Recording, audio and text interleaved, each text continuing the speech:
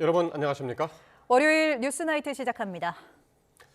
연일 부동산 투기에 대해 강한 경고 신호를 보내고 있는 이재명 대통령이 이번에는 정부 정책을 비판하는 제1야당을 향해서 날을 세웠습니다. 망국적인 부동산 투기 옹호를 그만하라며 직격탄을 날렸습니다. 먼저 강진원 기자의 보도입니다. 주말 사이 잇단 SNS 메시지로 부동산 시장 안정화 의지를 밝힌 이재명 대통령이 월요일 오전 사회관계망 서비스에 또 글을 적었습니다. 정부 정책을 지적하는 국민의힘의 주장을 담은 기사를 함께 올렸습니다.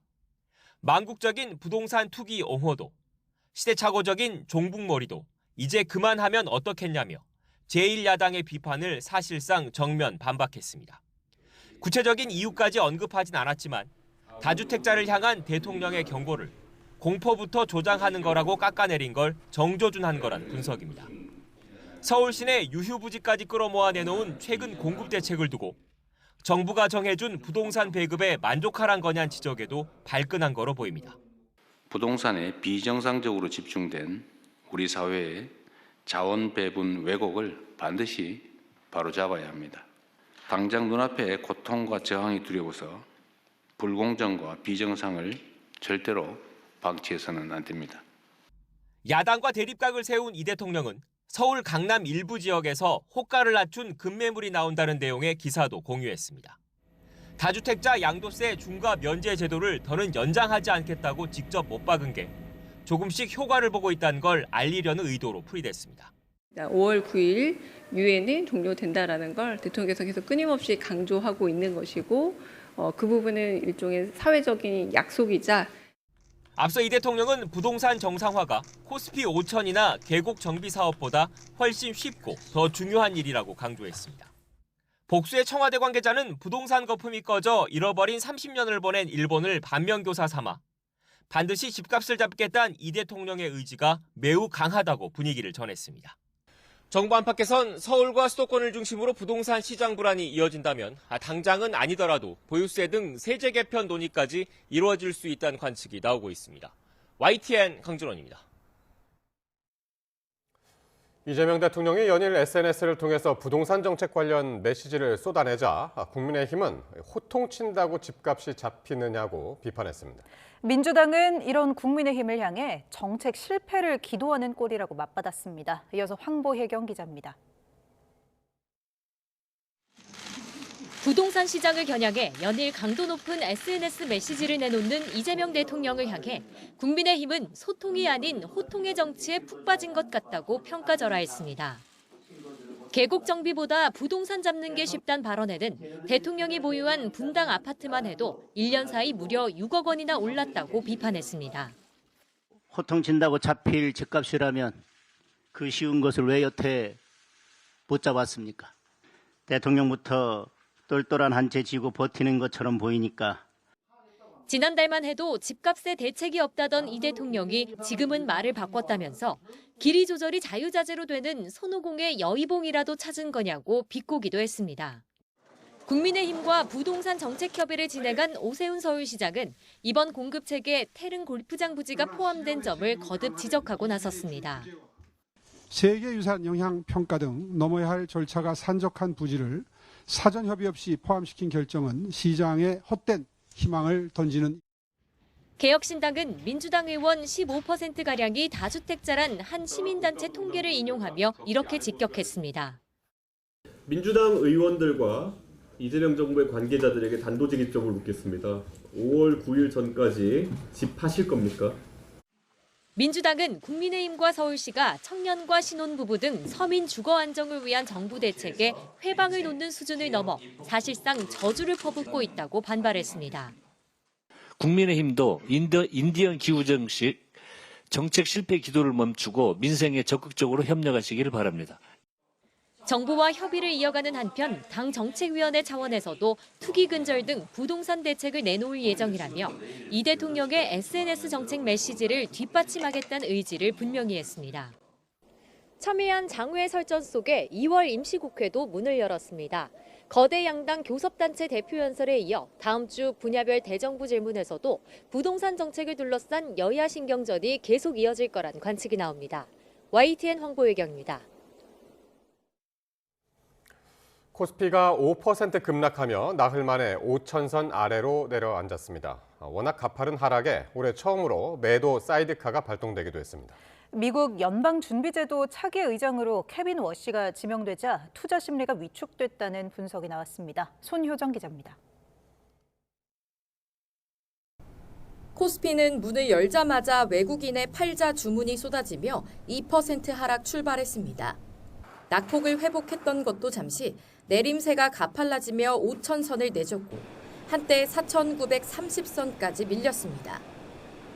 외국인과 기관이 4조 원 넘게 순매도하면서 지수는 결국 5% 떨어진 4,949포인트로 거래를 마쳤습니다. 지난달 27일 종가 기준으로 사상 처음 5,000선에 올라선 지 4거래일 만에 4,900대로 떨어졌습니다. 장중 급락세가 커지자 올해 처음으로 자동 매도 주문을 일시적으로 중단하는 사이드카가 발동됐습니다. 승승장구했던 대형주 역시 대부분 급락했습니다. 삼성전자는 6%, SK하이닉스는 8% 넘게 떨어지며 코스피 하락분의 절반가량을 차지했습니다. 코스닥 지수도 4% 넘게 하락하며 1,100선 아래로 내려왔습니다.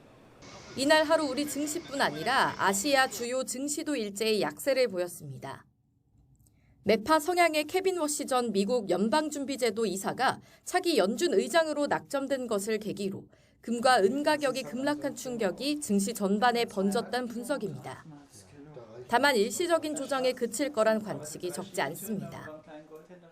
금과 은의 경우는 기본적으로 헤지펀드나 기관 투자가들의 이제 잠복으로 작용을 많이 해요. 그동안 상승이 컸던 종목군 중심으로 해서 외국인의 공격적인 매도가 원달러 환율도 출렁였습니다. 달러가 강세로 돌아선 데다 외국인 투자자의 우리 주식 매도로 20원 넘게 급등해 1,464원으로 주간 거래를 마쳤습니다. YTN 손유정입니다. 더불어민주당 지도부가 조국혁신당과의 합당 문제를 두고 또 충돌했습니다. 친청과 반청으로 나뉜 최고위원들은 수위를 넘나드는 공개 설전을 벌였습니다. 임성재 기자의 보도입니다. 이해찬 전 총리 조문 정국이 끝나고 처음으로 열린 최고위 회의장에 합당 문제로 으르렁대던 정청래 대표와 최고위원들이 한자리에 모였습니다. 첫 발언자로 나선 정 대표는 조국혁신당과의 합당은 제안일 뿐 전당원 투표로 결정하겠다고 말했습니다. 통합이 분열이라는 말은 언어 모순이자 뜨거운 아이스크림이라는 같은 형용 모순입니다. 하지만 반대파들은 기다렸다는 듯 독한 말을 쏟아내며 전면 철회를 주장했습니다. 당대표 개인의 욕망, 열린우리당 시즌2, 인민민주주의 등 면전에서 쏘아올린 발언 수위는 남달랐습니다. 2인자, 3인자들이 판을 바꾸고 프레임을 바꾸어 당권과 대권을 향한 욕망, 본인들이 간판이 되려는 황명선 강북구 최고위원도 지금은 당대표가 아닌 이재명 정부를 빛나게 할 때라며 합당 추진의 진위를 다시금 캐물었습니다. 그야말로 일방적 통보 전달만 있었습니다. 심한 자괴감 지금도 여전히 느끼고 있습니다. 친명계 3인방의 릴레이 발언 동안 정 대표는 굳은 표정으로 헛기침하며 정면을 응시했는데 친청계도 호락호락 물러서진 않았습니다. 문정복 최고위원은 공개 모욕은 당인의 자세가 아니라면서 과거를 기억하라고 의미심장한 말로 경고했습니다. 면전에서 이재명 대표에게 독설을 쏟아냈던 그 많은 사람들, 그 사람들이 지금 어디에 있는지 기억하십시오. 삽시간에 얼어붙은 회의장 분위기처럼 당 전체가 두 동강 쪼개지는 모습입니다. 긴급 간담회를 연 민주당 초선 모임은 합당 논의를 중단하라는 데 뜻을 모았지만 일부 친청계 의원들의 반발도 있었던 것으로 파악됐습니다. 합당 논의의 또 다른 축 조국혁신당은 이런 민주당 내용에 미략 따위는 없었다며 불쾌감을 표출했습니다. 조국혁신당을 공격한다고 해서 민주당 내부 문제가 해결되지는 않습니다. 공개 충돌이 벌어진 날 민주당은 공교롭게도 정청래 대표의 핵심 공약인 1인 1표제를 두고 이틀간의 중앙위원회 투표를 시작했습니다. 이 합당 내홍과 맞물려 정 대표에 대한 신임 투표 성격을 띨 수도 있다는 관측이 나옵니다. YTN 임성재입니다. 이런 가운데 김민석 국무총리가 민주당과 조국혁신당의 합당 방향성에는 공감한다면서도 충분한 당내 논의가 필요하다는 입장을 밝혔습니다. 지도부에 견제구를 보내며 당내 합당 논란에 가세한 형국인데 향후 당권 도전 여부에 대해서는 국정에 전념하겠다고 답했습니다. 이종원 기자입니다. 김민석 국무총리는 신년을 맞아 열린 첫 기자간담회에서 정치 현안에 대해서도 비교적 상세한 답변을 이어갔습니다.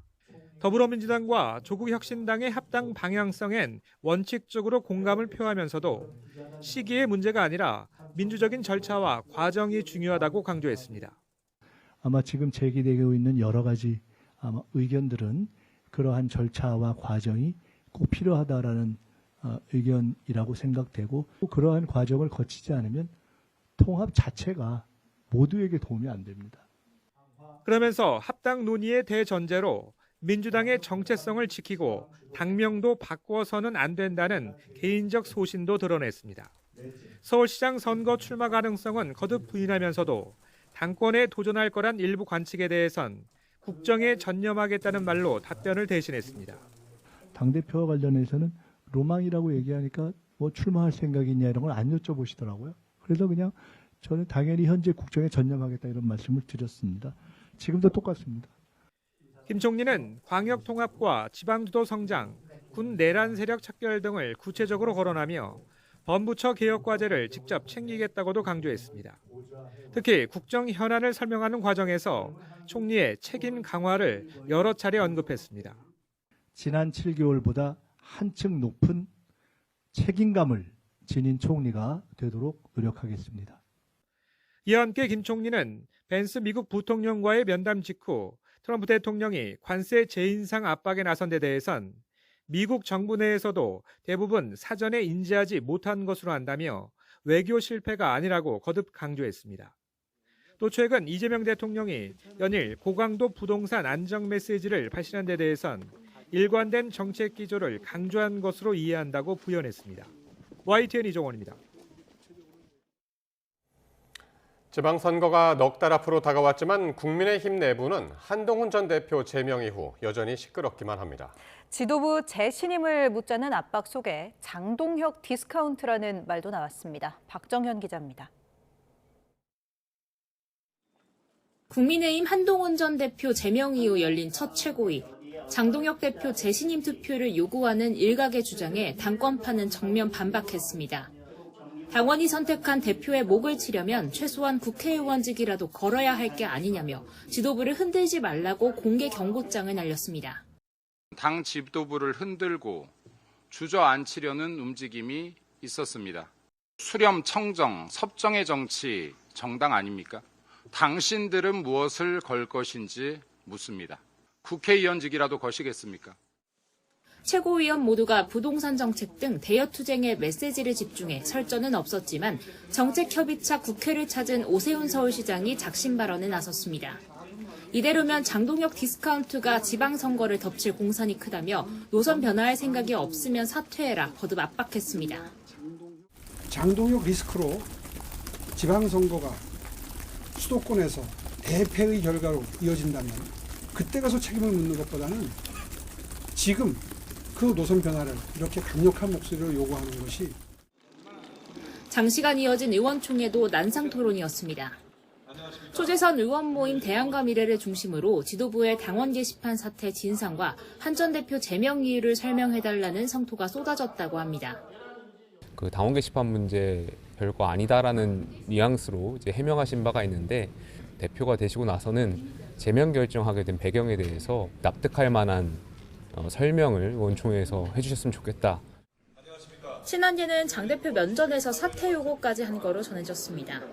장 대표는 제명 결정 경위를 설명했고 경찰 수사를 통해 한 전 대표 징계가 잘못됐다는 사실이 밝혀지면 정치적 책임을 지겠다는 입장도 표명했습니다.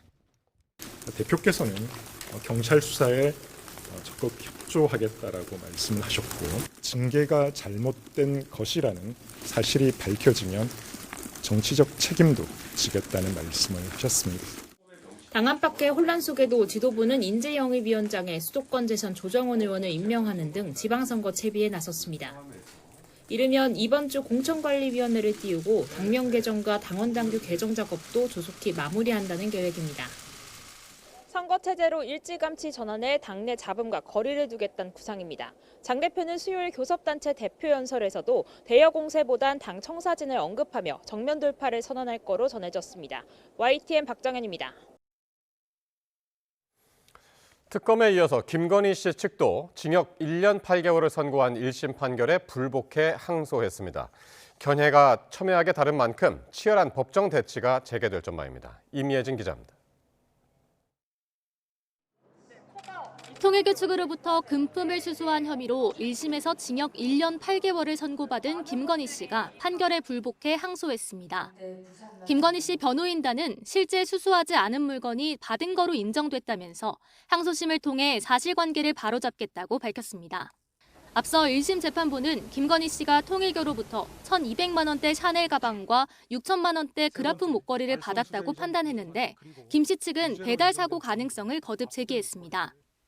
또 유엔 제5사무국 한국유치 등 특검이 주장하는 통일교 측 청탁 내용은 대통령이나 영부인의 의지만으로 성사될 수 없는 사안이라며 대가관계로 볼 수 없다고 피력했습니다. 징역 15년을 구형했던 특검은 도저히 수긍하기 어려운 판결이라며 앞서 선고 이틀 만에 항소장을 제출했습니다. 이로써 양측의 법정 공방은 두 번째 국면에 접어들게 됐습니다. 특검 측은 무죄가 나온 도이치모터스 주가 조작 부분과 명태균 씨 관련 무상 여론조사 의혹에 대한 혐의를 입증하는 데 주력할 거로 보입니다. 시세 조종 범행의 포괄일제 여부와 공소시효, 그리고 주가 조작 공모 성립 여부가 쟁점이 될 거로 전망됩니다. 1심 재판부가 예비적 공소 사실로 방조 혐의를 언급했기 때문에 항소심에서는 공소장 변경이 이뤄질 가능성도 있습니다. 특검 기소사건 항소심은 1심 판결로부터 3개월 안에 결론이 나야 하는 만큼 상반기에는 항소심 판결이 나올 거로 전망됩니다. YTN 임혜진입니다. 3대 특검에서 규명되지 못한 의혹을 수사할 2차 종합특검의 특별검사가 이번 주에 임명됩니다. 더불어민주당은 전준철 변호사를, 조국혁신당은 권창영 서울대 겸임교수를 각각 추천했습니다. 김다현 기자입니다. 2차 종합특검법이 국회 본회의 문턱을 넘은 지 17일 만에 특별검사 추천이 완료됐습니다. 민주당에서 1명, 비교섭단체 중 의석수가 가장 많은 단체, 즉 조국혁신당이 1명을 추천할 수 있는데 먼저 민주당은 검사 출신인 전준철 변호사를 낙점했습니다. 한양대 법학과를 졸업한 전 변호사는 사법연수원 31기입니다. 대전지검과 수원지검 특수부장을 거쳐 서울중앙지검에서 반부패 수사부장을 지낸 이른바 이성윤 사단으로 16년 검사 생활을 마치고 2021년부터 형사전문 변호사로 일하고 있습니다. 조국혁신당의 선택은 권창영 서울대 법학전문대학원 겸임교수입니다. 권 겸임교수는 서울대 물리학과를 졸업한 뒤 사법연수원을 28기로 수료했고 서울행정법원과 서울서부지법 등에서 18년 동안 법관으로 재직했습니다. 대법원 노동법 실무연구회 편집위원과 해양수산부 중대재해자문위원회 위원장을 역임한 노동법 전문가로도 꼽힙니다. 학구적이면서 실무에서는 강직한 명모를 가지신 것으로 정평이 나 있습니다. 둘 가운데 1명이 특별검사가 돼 최대 251명인 수사 인력을 이끌고 20일간의 준비기간을 포함한 최장 170일간 수사에 나서게 됩니다. 선택은 이번 주 이재명 대통령이 합니다. 민주당 1명, 조국혁신당 1명 추천은 있었고 3일 이내 대통령이 그중에 1명을 임명하게 되어 있습니다.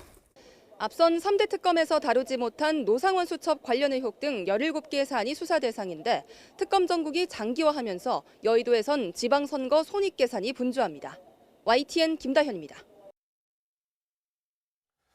더불어민주당은 2월 임시국회가 시작된 가운데 이번 주 본회의를 열어 각종 개혁 법안과 민생 법안을 함께 처리해야 한다고 강조하고 나섰습니다. 김현정 원내대변인은 오는 5일 법 왜곡죄 등 각종 개혁 법안과 민생 법안 85건을 처리할 것을 국회의장에게 요청하는 상황이라고 밝혔습니다. 민주당은 오는 5일에는 정책의원총회를 열어 중대범죄수사청, 공소청 설치법에 관한 추가 당내 의견 수렴에 나설 예정입니다. 국민의힘 송원석 원내대표는 더불어민주당이 이른바 사법개혁법 처리를 강행할 경우 2월 임시국회를 정상적으로 운영할 수 없을 거라고 경고했습니다. 송원석 원내대표는 의원총회에서 민주당이 추진하는 법 왜곡죄와 재판소원법, 대법관 증언법과 4심제 도입 등은 사법 시스템을 완전히 붕괴시키는 법이라며 이가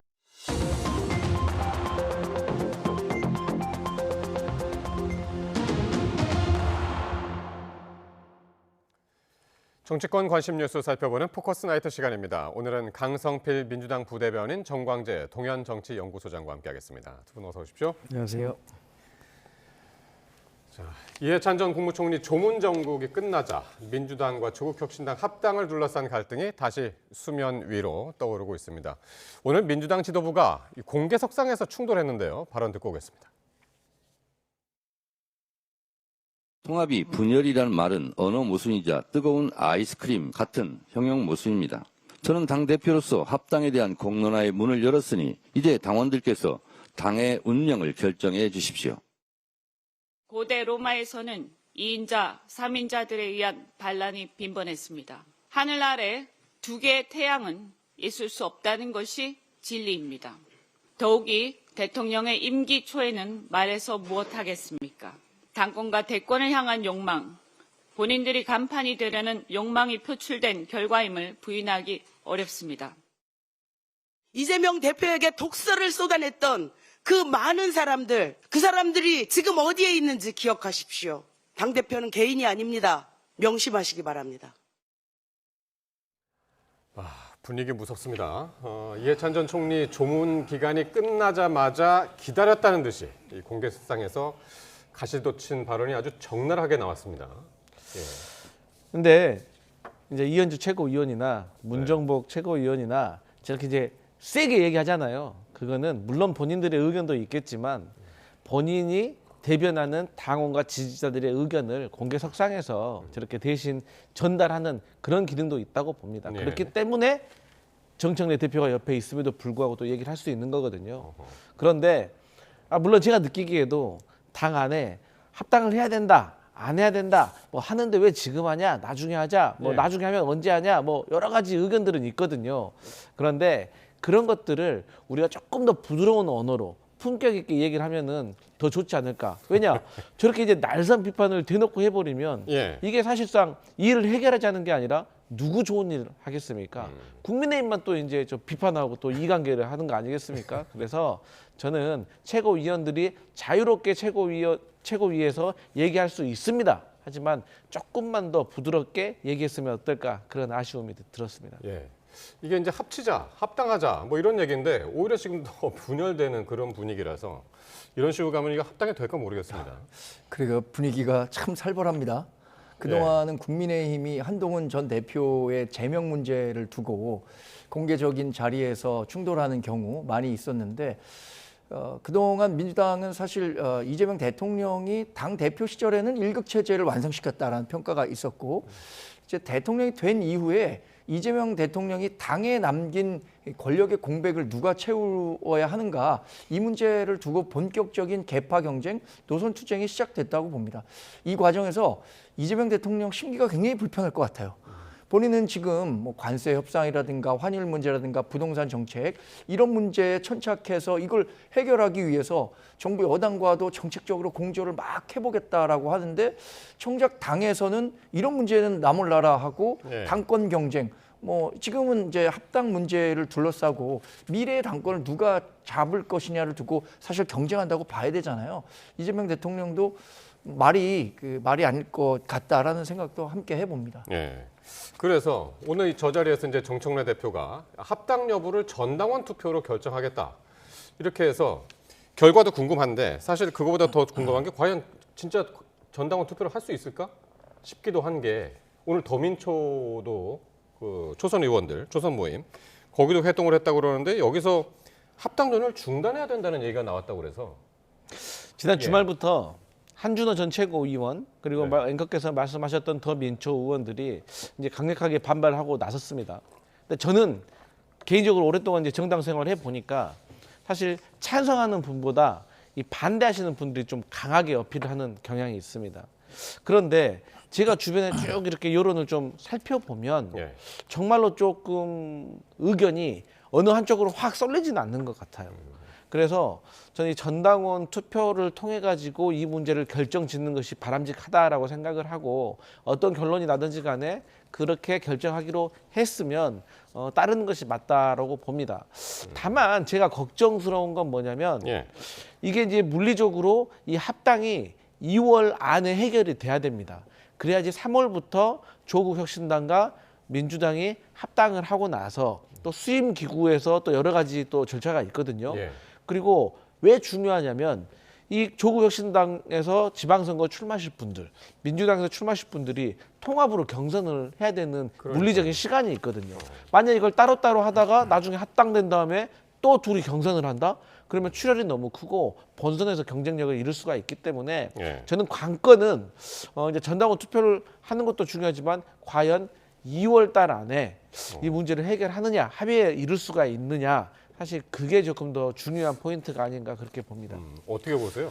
사실 그 전당원 투표는 최고위에서 의결을 통해서 전당원 투표에 붙일 수 있어요. 근데 지금 민주당의 최고위 구성을 놓고 보면 이른바 친청 최고위 의원들이 많거든요. 그러면 뭐 의결을 통해서 전당원 투표를 할 수 있을 거라고 생각합니다. 근데 사실 어제까지만 하더라도 많은 사람들이 민주당과 조국혁신당의 합당은 결국엔 이런 잡음이 있어도 가지 않겠느냐라고 예상을 했거든요. 왜냐하면 이건 당위적인 문제였다고 보기 때문이죠. 민주당과 조국혁신당이 지방선거를 앞두고 합당을 하는 것이 지방선거 승리에 어느 정도는 도움이 될 것이라고 생각했기 때문에 정청래 민주당 대표도 그 제안했을 겁니다.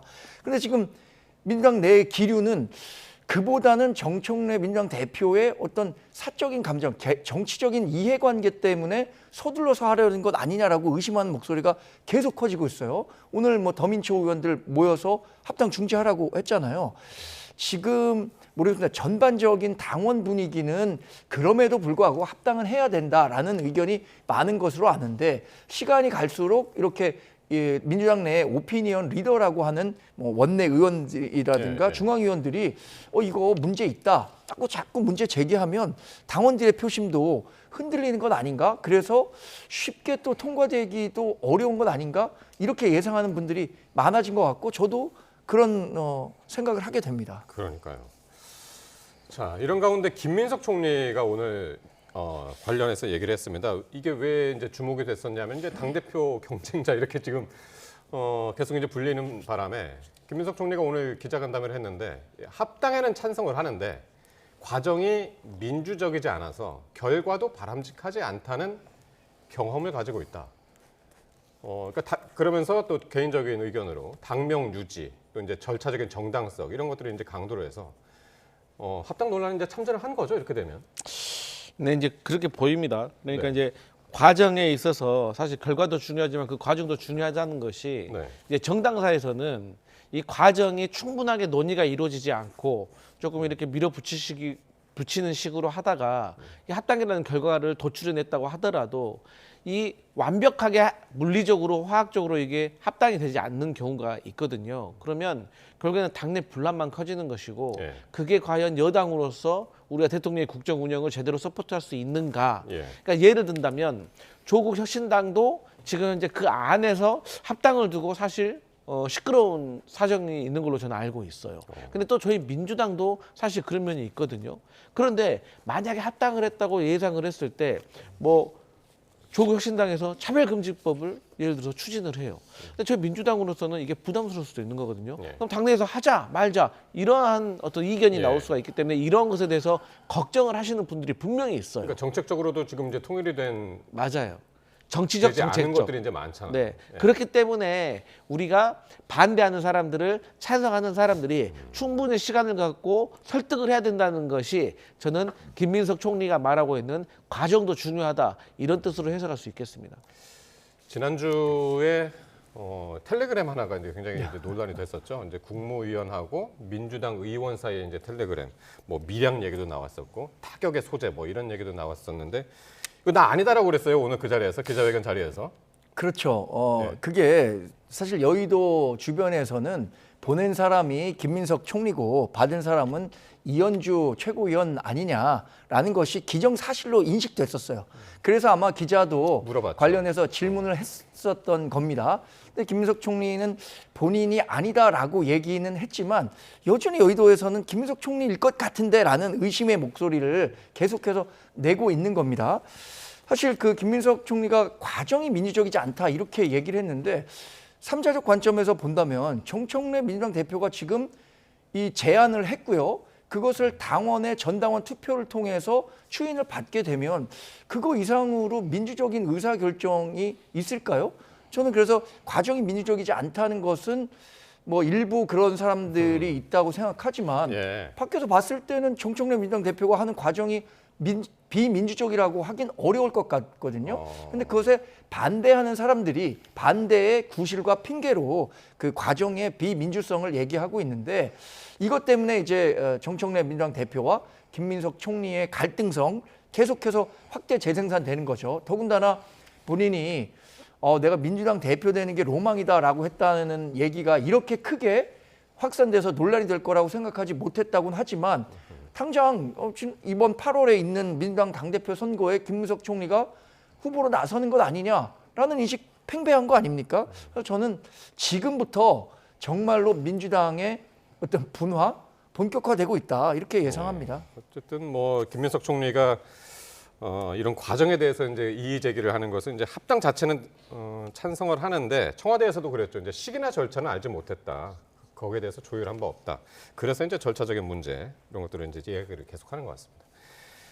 자, 이재명 대통령 지난 주말부터 부동산 문제를 두고 연일 고강도 메시지를 내고 있습니다. 오늘은 국민의힘의 비판적인 논평에 대해서 망국적 부동산 투기 옹호도 그리고 시대착오적인 종북몰이도 이제 그만하라 이러면서 이제 맞받았는데요. 여야 지도부 반응 한번 보시겠습니다.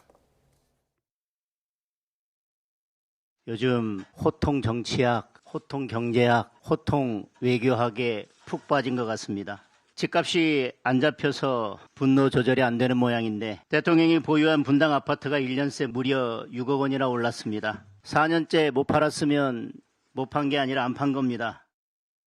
국민의힘에 묻습니다. 개국 정비부터 코스피 지수 5천까지 한다면 하는 이재명 대통령이 집값까지 잡을까 두려운 것 아닙니까? 국민의힘도 인디언 기후정식 정책 실패 기도를 멈추고 민생에 적극적으로 협력하시기를 바랍니다. 예, 주말 뉴스 뭐 계속 보신 분들은 알겠지만은 이 대통령이 주말에서 오늘까지 월요일까지 이 부동산 관련 SNS 글만 6개를 올렸습니다. 이렇게 직접 여론전에 나서는 이유는 뭐라고 보세요? 이제 대통령께서 본인이 공약을 하셨던 코스피 5천 달성했습니다. 그리고 또 부동산 집값 잡겠다라고 약속을 했기 때문에 이제 부동산을 잡으려고 나섰는데 어쨌든 시장에 시그널을 제대로 줘야 된다라는 뜻에서 저는 대통령께서 연일 강도 높은 메시지를 냈다고 생각을 합니다. 근데 이제 저는 국민의힘이 좀 이렇게 생각을 해봤으면 좋겠어요. 대한민국에서 많은 분들, 거의 대부분의 분들이 사실 집값이 폭등하는 것을 바라고 있지는 않거든요. 저는 국민의힘도 대한민국 국민이기 때문에 그럴 거라고 생각을 합니다. 그런데 국민의힘에서는 아무리 여당이라고 하더라도 조금 합리적인 정책적인 지적을 하는 것보다는 그냥 좀 안 되길 바라는 것 같아요. 그래서 그게 좀 많이 서운한 면이 있는 것입니다. 그래서 인디언 기후제. 네. 그 그러니까 뭐 나왔죠. 예를 들어서 뭐 사실 코스피 지수 5천도 아니 달성했잖아요. 그래서 국민들 지갑이 조금 두툼해졌잖아요. 그럼 기분 좋은 건데 5천 되니까 떨어지면 걱정이다 뭐 이런 얘기를 하더라고요. 그러면 윤석열 정부 때는 떨어지는 게 걱정돼가지고 코스피 2,800 정도로 그렇게 맞춰놓고 있었던 겁니까? 예, 그리고 그래서 저는 집값을 안정시키기 위해서는 정부의 노력도 필요하지만 정치권의 합의도 저는 필요하다고 보거든요. 그래서 저희는 이번에 이제 여러 가지, 그러니까 공급 대책도 필요하고 그다음에 여러 가지 정책적인 것도 필요하지만 또 장기적인 5급 3특 같은 저희가 정책도 준비하고 있기 때문에 저는 이제 국민의힘에서 뭐 이재명 대통령이 세금 가지고 집값 잡지 않는다라고 했는데 왜 그러는 거냐라고 또 비판을 하세요. 근데 이 부분에서는 세금으로 잡는 게 아니라 원래 전 정부에 있었던 거 멈춰놨던 것을 정상화시키는 거거든요. 그래서 저는 야당도 집값을 잡는 데 좀 동참을 해야지 뭔가 좀 잘못된다는 식으로 이렇게 계속 비판만 하는 것은 옳지 않다 이렇게 보여집니다. 예. 이재명 대통령의 의지를 상당히 이제 상징적으로 볼 수 있는 지난 주말 사이에 이제 SNS 중에 하나가 부동산 정상화가 코스피 5,000피나 계곡 정비보다 훨씬 쉽다 이렇게 얘기를 했거든요. 집값 어떻게 되리라고 보세요? 실제로 뭐 어떤 객관적인 근거를 통해서 쉽다, 어렵다 평가하기는 어렵겠지만 저는 훨씬 더 어려울 것 같은데요. 그렇게 쉬웠다면 정말 장동혁 대표 얘기한 것처럼 이렇게 쉬운 문제라면 왜 잡지 못했습니까? 불과 2달 전에 이재명 대통령이 무슨 얘기를 했냐면 수도권 집값 때문에 자기가 골치가 아프다. 그런데 이거 해답이 없더라. 이렇게 얘기했어요. 그럼 그 2달 사이에 수도권 집값을 잡을 수 있는 어떤 묘안이라도 찾아낸 건가요? 그렇게 묻지 않을 수가 없고요. 사실 이렇게 SNS를 통해서 지속적으로 부동산 시장과 관련한 메시지를 내는 것은 일정 부분 이재명 대통령이 부동산 시장과 관련해서 갖고 있는 조바심의 발로다. 이렇게 볼 수 있을 것 같아요. 부동산 문제라는 게 정말 어려운 문제입니다. 지금 6만 호를 추가로 공급한다고 했는데 이 가운데 공공 물량이 굉장히 많아요. 그런데 실제로 서울에서 필요로 하는 연간 신규 주택이 4만 5천 채 정도 되는데 민간 부문이 90% 공급하고 공공 부문 10%밖에 공급 안 합니다. 근데 민간 부문에 대한 규제는 그대로 두고 공공 부문 그것도 공공 임대주택을 공급해서 서울 집값을 잡겠다라고 한다면 과거에 실패했던 역사를 그대로 되풀이할 수밖에 없는 거거든요. 더군다나 최근에 코스피가 막 오르면서 이 주식시장에서 일부 수익을 거둔 자금이 부동산 시장으로 넘어오려는 조짐이 보이고 있습니다. 정부는 반대로 부동산 시장에 있는 자금을 코스피로 옮기려고 하지만 시장은 반대로 움직이려는 경향을 보이고 있는데 이러한 부분들에 대해서 선제적으로 좀 문제 제기를 통해서 집값 반드시 잡겠다라는 의지를 표명하고 있는 걸로 전 봅니다. 그런데 그게 그렇게 공공 부문의 공급만을 늘린다고 해서 될 문제는 아니다. 이게 시장의 판단이라고 봅니다. 네. 오늘 이준석 개혁신당 대표의 질문이 되게 눈에 띄었는데 정부 여당 다주택자들 많다. 그러니까 5월 9일까지 보유주택 팔 건가? 이렇게 물었거든요. 이게 만약에 이제 집값이 떨어질 것이라고 예상을 하면 이제 파는 게 정상인데 어떻게 보세요? 저는 이준석 개혁신당 대표가 접근하는 방식이 잘못됐다고 봐요. 상당히 정치적인 거예요. 그러니까 제가 앞서도 말씀드렸지만 정부가 이번에 수도권에 6만 호를 공급을 한다고 했습니다. 그러면 아니 문재인 정부 때도 5년 전에도 공급한다고 했는데 결과를 보니까 못했지 않냐. 어떻게 할 것인가에 대해서 지적을 하고 그러니까 예를 들어서 정부에서 뭐라고 설명하냐면 지난 5년 전에는 예를 들어서 과천의 경마장을 이전을 시키고 거기에다 아파트를 짓겠다라고 했어요. 근데 5년 전에도 그런 계획은 세웠지만 그때 당시에는 과천 경마장을 관리하고 있는 마사회하고 협의가 전혀 안 돼 있었어요. 농림축산부하고도 안 되어 있어요. 그리고 대체 부지도 정해지지 않았어요. 그렇기 때문에 더뎠던 겁니다. 태릉 시시도 그런 마찬가지인 겁니다. 지반이 높아서 경관을 침해한다. 그러니까 이번 같은 경우는 지반을 깎겠다. 그리고 과천 경마장도 논의를 한 것이고 대체 부지를 정해놓은 겁니다. 예를 들어서 이거와 관련돼서 정책적으로 이것을 지적을 해야지 청와대에 있는 참모들은 팔 것인가 안 팔 것인가 이런 식으로 접근한다? 그럼 예를 들어서 청와대에 있는 모든 다주택자들이 다 집을 팔았어요. 근데 부동산 집값 못 잡았습니다. 그러면 그때는 비판 안 할 겁니까? 그러니까 이러한 프레임 자체가 잘못됐다는 거예요. 저는 이준석 의원이 그렇게 말한다고 하면 그러면 집으로 돈 벌자고 하는 것인가? 저는 그렇게 한번 물어보고 싶어요.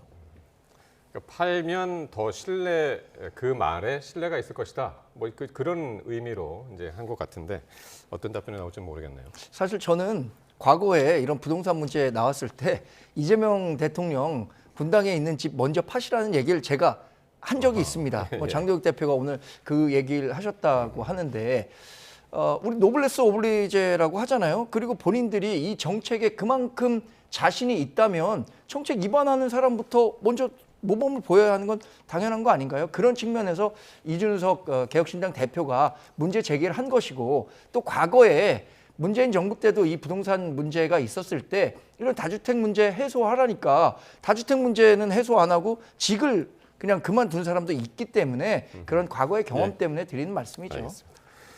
자, 이제 국민의힘 이야기 해보겠습니다. 국민의힘도 지금 민주당하고 별반 다르지 않은 모습 같은데 한동훈 전 대표 제명 후폭풍이 이제 장동혁 대표의 거취 문제로까지 번지는 모습입니다. 관련 발언 먼저 들어보시겠습니다. 장동혁 대표 재신임 투표를 주장하고 계시잖아요. 친한계로 분류되는 많은 의원분들은 당대표 사퇴를 주장하고 계시고 당대표나 지도부는 사실 그걸 받아들일 생각이 없어 보이고 지방선거를 앞두고 계속해서 당의 내용이 되면 당의 부담이 될 것이기 때문에 이럴 때면 차라리 정치적인 해법이 필요하지 않을까. 당원들이 선택한 당대표의 목을 치려고 한다면 당신들은 무엇을 걸 것인지 묻습니다. 국회의원직이라도 거시겠습니까? 예, 김용태 의원이 지난주부터 이 장동혁 대표의 재신임 투표를 거론했었는데 오늘 의총도 있었죠. 거기서도 이제 비슷한 의견들이 나왔다고 들리는 것 같은데. 의총이 무려 4시간 가까이 진행됐다고 하니까 예. 말 그대로 마라톤 의총을 한 셈이고 공개 발언을 한 의원들만 하더라도 20명 정도 된다고 하니까 예. 아주 활발한 의견 교환이 있었던 것으로 보입니다. 장동혁 대표도 본인의 그 거취와 관련해서도 얘기를 했다고 하잖아요. 내일 모레 교섭단체 대표 연설이 국회에서 예정돼 있는데 이게 끝나면 본인의 거취와 관련해서 이야기하겠다라고 했습니다. 그 거취와 관련해서 이야기하는 게 구체적으로 무엇인지 지금 약간의 추측성 보도만 나오고 있는 것 같아요. 예. 지금 소장파가 얘기했었던 재신임 투표를 전격적으로 받아들여서 전당원을 대상으로 본인의 신임을 묻겠다는 것인지 이런 부분에 대한 관심이 집중되고 있는데 애초에는 소장파는 재신임 투표를 요구하는 사람이 있었고요. 당권파는 재신임 이거 당대표 흔들기다. 예. 그러니까 받지 않는 분위기였는데 예. 어떤 측면에서는 재신임 투표를 통해서 본인의 당내 리더십을 다시 확고히 할 수도 있다라는 판단을 할 수도 있을 것 같아요. 그래서 거취와 관련한 얘기가 나왔을 수도 있다고 보고요. 친한계에서는 이거 잘못된 결정이니까 사퇴하라고 했는데 친한계 의견을 전격적으로 반영해서 사퇴할 일은 없겠죠. 그래서 그러니까 수요일에 당대표가 직접 교섭단체 연설을 끝낸 이후에 어떤 식으로 이 문제를 풀어갈 건지 구체적으로 대안을 내놓을 것으로 예상하고 있습니다. 그와 관련해서 오늘 어느 정도는 이제 대답을 한 것 같기도 한데 경찰 수사로 한동훈 전 대표의 징계가 잘못된 걸로 밝혀지면 책임지겠다. 이런 얘기도 했다고 그러거든요. 이거 경찰 수사 의뢰까지 할 것 같은 그런 분위기인데요. 저는 결국에는 이제 한동훈 전 대표의 그 당원 게시판 문제가 객관적인 수사로 인해서 저는 잘잘못이 이제 갈라질 것 같아요. 그렇게 되면 누군가는 이제 정치 생명이 끝날 수도 있는 이제 위기에 봉착할 수가 있겠죠. 그런데 저는 그 전에 우리가 앞서 말했던 이 김용태 소장파 의원들이 장동혁 대표 관련해서 재신임을 해야 된다, 투표해야 된다. 저는 장동혁 대표가 지금 절대로 국민의힘을 제대로 잘 운영하고 있다고 생각하지 않습니다. 잘못하고 있는 건 맞고 하지만 재신임을 하자? 그럼 전당대회에서 선출된 당대표의 임기는 왜 정해놓는 겁니까? 재신임 투표는 그 어떤 기준으로 하는 거죠? 당 지지율이 10%로 떨어지면 하는 겁니까?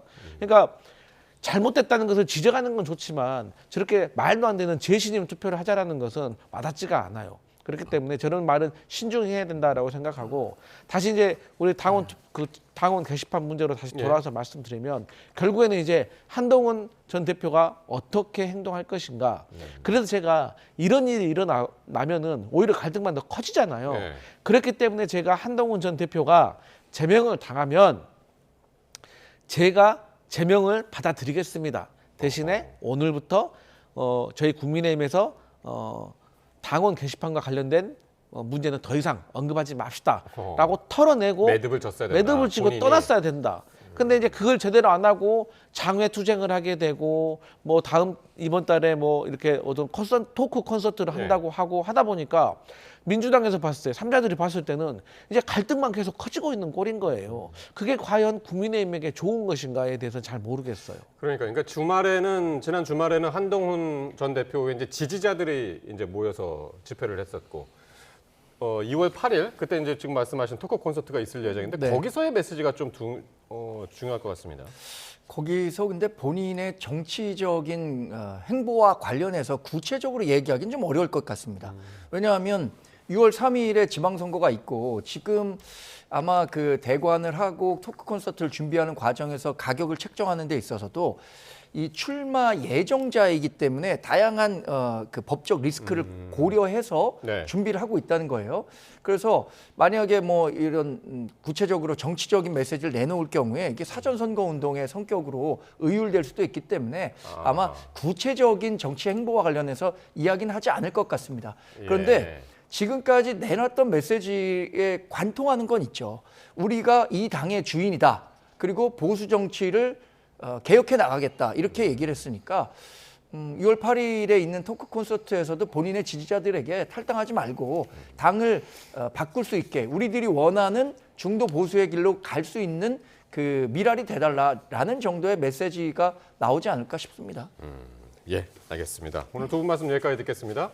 지금까지 강성필 민주당 부대변인, 정광재 동현정치연구소장과 함께했습니다. 고맙습니다.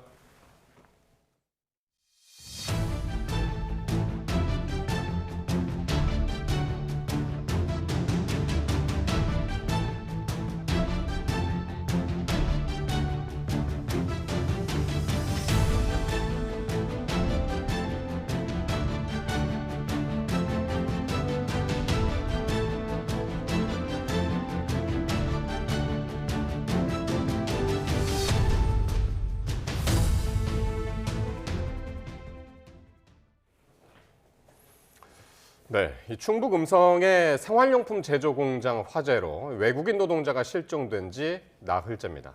소방당국이 특수 장비까지 동원해 수색을 이어가고 있지만 붕괴 위험과 복잡한 잔해 때문에 난항을 겪고 있습니다. 보도에 이성우 기자입니다.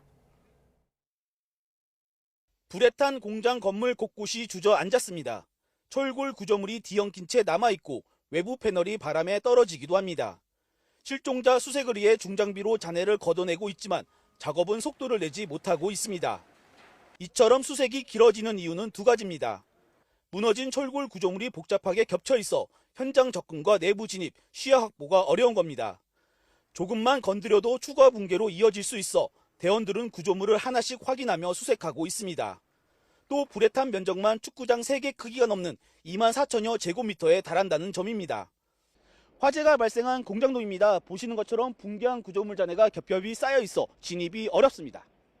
실종자는 카자흐스탄 국적 60대 A씨와 네팔 국적 20대 B씨, 외주업체 직원 2명입니다. 이들은 공장에서 폐기물 처리 업무를 맡았던 것으로 알려졌습니다. 지난 토요일 새벽 A동 2층 계단에서 실종자 1명이 발견됐지만 나머지 1명은 아직 찾지 못했습니다. 장애물을 다 제거했더라도 그 밑에 작은 장애물들이 남아 있습니다. 그 장애물 사이를 와가면서 저희 구조대원들이 수작업에 의존해서 수색이 이어지면서 원인 규명을 위한 합동 감식 일정도 함께 늦춰지는 상황. 일단 최초 발화 지점과 화재 당시 소방시설이 정상적으로 작동했는지 여부 등을 우선 확인하고 있습니다. 경찰과 소방당국 등은 수색이 완전히 마무리되는 대로 화재 원인과 안전관리 실태 등을 조사할 방침입니다. YTN 이성호입니다. 경북 영덕 풍력발전단지에서 풍력발전기가 부러지면서 도로를 덮쳤습니다.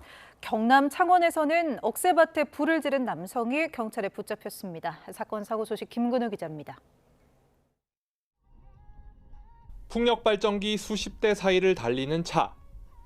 전화를 받으려고 잠시 멈춰선 사이 갑자기 앞에 있던 발전기 몸통이 휘기 시작합니다. 곧이어 굉음과 함께 완전히 부러지면서 도로 위로 잔해 수십 톤이 쏟아집니다. 차를 멈추지 않았으면 잔해에 깔릴 수도 있었던 아찔한 순간입니다. 경북 영덕 풍력발전단지에서 80m짜리 풍력발전기가 부러진 건 오후 4시 40분쯤입니다. 다행히 인명피해는 없었지만 잔해가 도로에 쏟아져 주변 통행이 한동안 통제됐습니다. 부러진 발전기는 2004년에서 2005년 사이 준공된 노후 기종으로 설계 수명을 다해 교체를 앞둔 상태였습니다. 경찰과 소방은 현장 안전조치를 진행하면서 사고 경위를 조사하고 있습니다. 낙동강 옆 억새밭이 시커먼 연기로 뒤덮였습니다. 건조한 날씨에 바람을 탄 불길은 금세 띠 형태로 번져갑니다. 낮 12시 40분쯤 경남 창원의 억새밭에서 불이 나 주변 45헥타르를 태우고 3시간 반 만에 꺼졌습니다. 현장을 확인하던 소방대원들이 누군가 일부러 불을 지른 흔적을 발견했고 수사에 나선 경찰은 방화 혐의로 50대 남성 A씨를 체포했습니다. A씨는 경찰 조사에서 추워서 불을 질렀다고 진술했습니다. 경찰은 A씨에 대한 조사를 마치는 대로 구속영장을 신청할 계획입니다. YTN 김근우입니다. 수원지방검찰청 안산지청은 외출 제한 명령을 수차례 위반하고 전자발찌까지 훼손한 혐의로 1심에서 징역 8개월이 선고된 조두순 사건에 대해 오늘 항소했습니다. 검찰은 재판부의 선고 결과가 앞서 구형한 징역 2년의 절반에도 미치지 못한 만큼 양형 부당을 이유로 항소했다고 설명했습니다. 수원지방법원 안산지원은 지난달 28일 조 씨가 인지장애를 겪고 있어 의사결정 능력이 미약하고 적절한 치료를 받지 않으면 다시 범행할 가능성이 있다며 징역 8개월을 선고하고 치료 감호 명령을 내렸습니다. 강추위가 누그러지자마자 내린 폭설에 전국 곳곳이 하얀 눈 속에 파묻혔습니다. 눈 내린 월요일 풍경 먼저 지환 기자가 전합니다.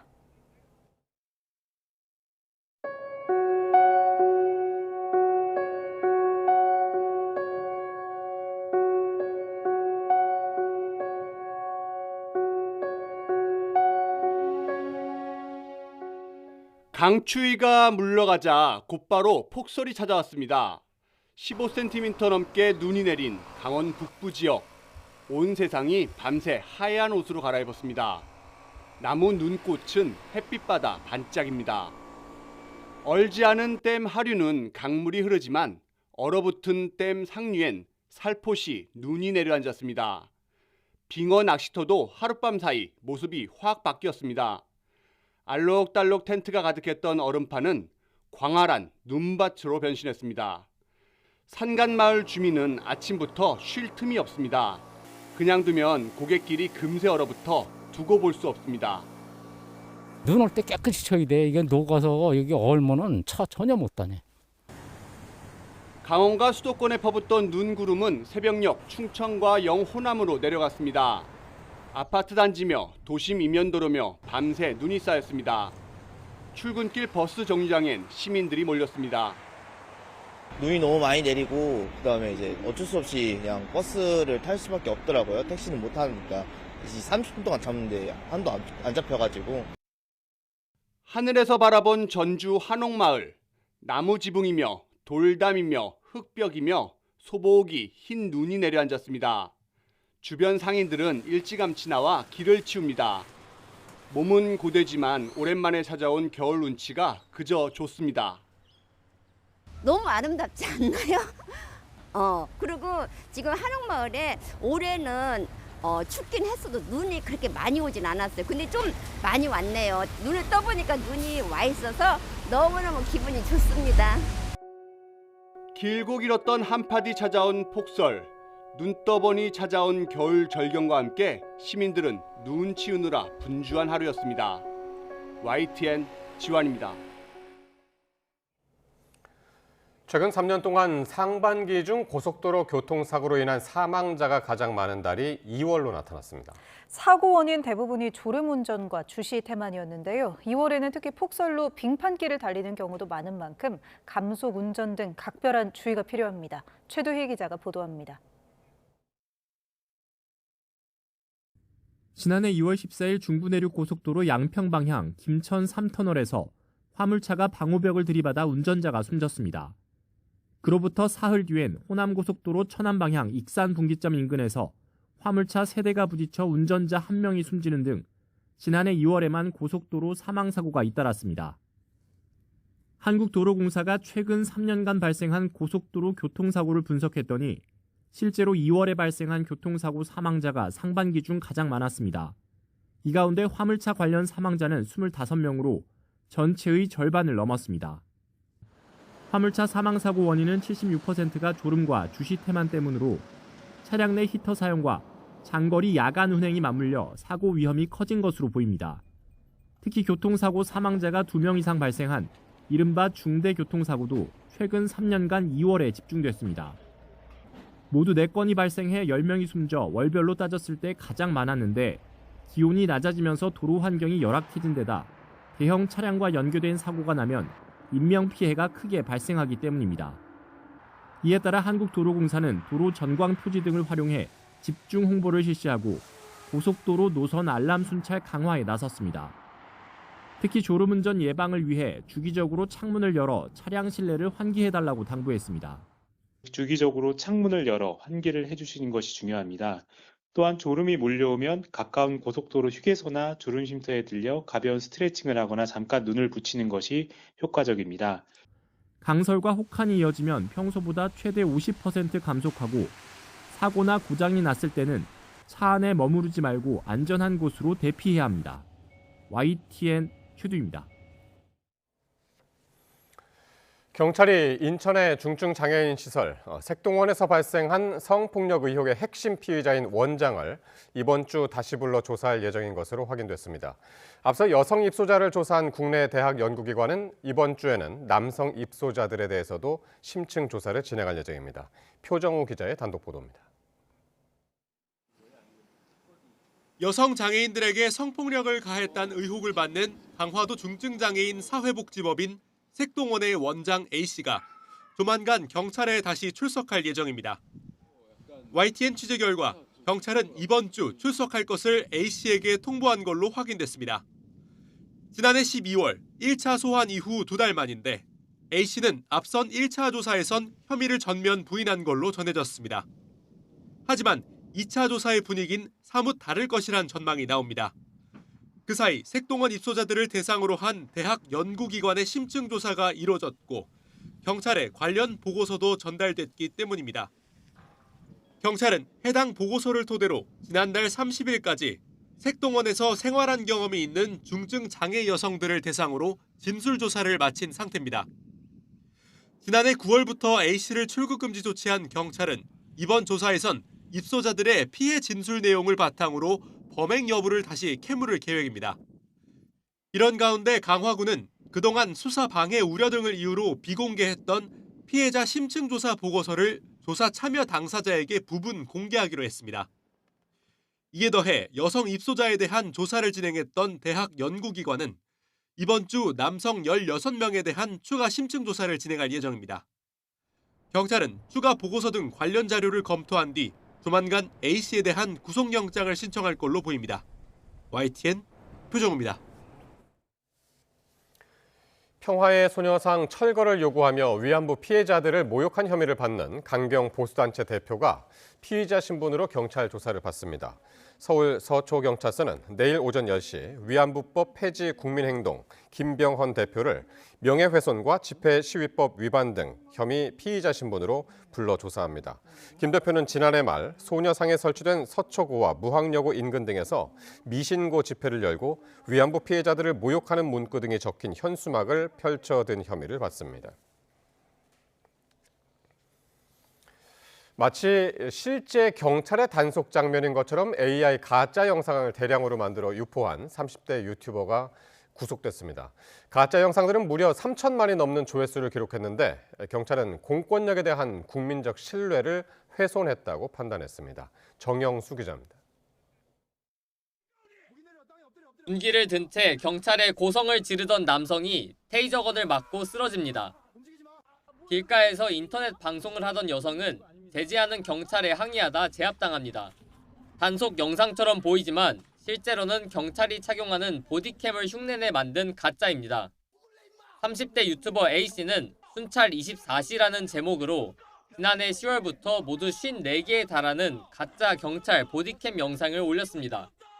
유튜브나 틱톡 등 각종 SNS의 짧은 영상, 숏폼으로도 유포되며 조회수는 석 달 만에 3천만을 넘겼습니다. AI를 활용해 뉴스 속 검거 장면들을 따라 영상을 만든 것으로 조사되는데 그럴듯한 현장감에 경찰에는 관련 항의까지 접수됐습니다. 이 영상 같은 경우는 실제로 과잉 체포 이런 부분 때문에 경찰에 항의도 있었던 부분들이 확인이 됩니다. 경찰은 이런 가짜 영상들이 공권력의 신뢰를 떨어뜨릴 수 있다고 보고 검거 뒤 모든 영상을 삭제했다고 설명했습니다. A씨는 가짜 보디캠 영상 유포뿐 아니라 AI로 음란물을 제작하거나 무허가 사설 선물거래소 운영 조직의 모집책으로도 활동한 혐의가 드러나 구속된 뒤 검찰에 넘겨졌습니다. 경찰은 AI 허위 영상 유포가 공권력 사칭 등 위험 수위에 다다랐다고 보고 올해 10월까지로 예정된 집중 단속 기간 동안 수사력을 집중할 방침입니다. YTN 정영수입니다. 쿠팡 사태 등 시장에 굵직한 변수가 잇따랐던 지난해 온라인 쇼핑 거래액이 272조 원을 넘기면서 사상 최고치를 기록했습니다. 다만 올해도 쿠팡의 독주가 계속될지는 불투명한데요. 이 G마켓과 알리바바 합작법인의 본격 행보가 새 변수로 떠오르고 있습니다. 오동건 기자입니다. 지난해 온라인 쇼핑 거래액은 272조 398억 원을 기록했습니다.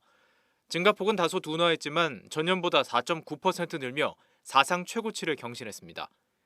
특히 최악의 개인정보 유출이라는 쿠팡 사태가 불거졌던 지난해 12월에도 온라인 쇼핑 거래액은 24조 2천억 원대로 1년 전보다 6.2% 증가했습니다.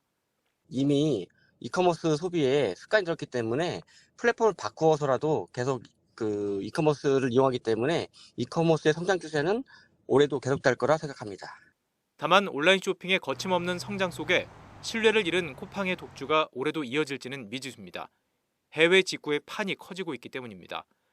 국내 사업체가 해외로 상품을 판매하는 역직구 시장 규모는 3조 234억 원으로 1년 전보다 16.4% 성장했습니다. 해외 직접 구매 이른바 직구 시장도 지난해 5% 넘게 증가했습니다. 특히 중국과 거래 규모가 커지고 있습니다. 역직구, 직구 모두 10% 이상 증가했습니다. 이런 가운데 중국 최대 이커머스 기업 알리바바와 합작법인을 출범시킨 G마켓의 행보가 올해 온라인 쇼핑 지형을 흔들 변수로 꼽힙니다. G마켓은 지난해 11월 알리바바의 글로벌 유통망을 활용해 동남아 이커머스 라자다에 진출했고 직구 거래액도 크게 늘었습니다. 저희는 알리바바의 글로벌 네트워크를 활용해서 K-뷰티, K-패션, K-푸드 등의 K-상품을 세계 시장과는 연결하는 플랫폼이 될 것입니다. 여기에 최근 탈쿠팡 소비자를 잡기 위해 다른 경쟁 플랫폼들은 저마다 배송과 멤버십 혜택을 강화하며 정면 승부에 나서고 있습니다. 온라인 쇼핑의 거센 성장세 속에 쿠팡의 독주에 도전하는 기업들이 잇따라 나서면서 올해 시장 주도권을 둘러싼 경쟁이 더욱 치열해질 것으로 보입니다. YTN 오동건입니다. 월요일인 오늘 혹시 지난 주말에 산 로또 당첨 번호는 맞춰보셨나요? 항상 꽝이라서 누가 되는 거야 싶은데 지난 23년 동안 대박의 꿈을 이룬 1등 당첨자 나 빼고 벌써 1만 명을 넘었다고 합니다. 이렇게 불경기라 로또의 인기는 식을 줄 모르는데 1등에 돼도 예전만 못하다는 얘기도 나옵니다. 함께 보시죠. 로또 벌써 24년 차가 됐는데요. 초창기에는 당첨자가 안 나와서 2월 되기도 했지만 요즘은 로또 사는 분들이 워낙 많다 보니 매주 10명 넘게 1등이 쏟아지면서 어느새 10,000명 클럽 시대를 열었습니다. 당첨자만 늘어난 게 아니라 판매액도 역대급입니다. 지난해 로또 판매액이 6조 2천억 원을 넘어서면서 사상 최대치를 갈아치웠는데요. 복권은 불황을 먹고 산다는 말, 틀린 말이 아닌 것 같기도 하죠. 그런데 요즘 이 집값 보면 로또 1등 돼도 인생 역전이 아닌 인생 여전 수준입니다. 1등 평균 당첨금이 20억 원 정도인데 세금 33% 떼고 나면 손에 쥐는 돈이 14억 원 남짓. 물론 큰 돈이긴 하지만 서울의 아파트 평균값이 어느새 12억 원을 훌쩍 넘는 걸 감안하면요. 빚 갚고 집 한 채 사면 남는 게 거의 없는 현실입니다. 로또 돼도 회사는 계속 다녀야 하는 거죠. 로또 당첨 안 되면 아쉬운 마음 먼저 들지만 우리가 내는 복권값의 40% 정도는 저소득층을 위한 임대주택을 짓거나 또 한부모 가정을 돕는 데 쓰인다는 사실 알면 기분 좀 달라지실까요? 5천 원으로 일주일치의 설렘도 사고 또 동시에 기부도 한 셈이니까 이번 주는 아 좋은 일 했다 하고 웃어 넘기는 여유 가져보시면 어떨까요? 다음 소식입니다. 지역 축제 현장에서 또 위생 논란이 불거졌는데요. 화면으로 함께 보시죠.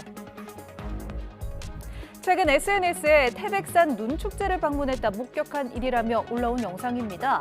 어묵꼬치가 잔뜩 들어있는 어묵탕 솥에 막걸리 통이 이렇게 툭 들어가 있는 노점의 모습이 보이죠. 아니 손님들이 어묵뿐만 아니라 이 국물도 당연히 마실 텐데 거기에 진열돼 있던 플라스틱 막걸리 통을 그대로 넣은 겁니다. 이에 항의하자 노점 주인은 다른 손님이 막걸리가 얼어서 안 나온다고 해서 녹이려고 살짝 담근 거라며 대수롭지 않다는 듯 해명하고 손님들에게 어묵꼬치를 계속 판매했다고 하는데요. 작성자는 5분 사이에 막걸리 2병을 담그는 걸 목격했다. 방금까지 내가 마시던 그 국물인데 그걸 보니까 도저히 더 먹을 수 없어서 그냥 나왔다고 말했습니다. 해당 게시물 K축제에 민낯이다, 위생관념이 처참하다는 내용의 비판 속에 조회수는 오전 기준 560만 회를 훌쩍 넘었습니다. 논란이 커지자 급기야 태백 씨는 입장문을 냈는데요.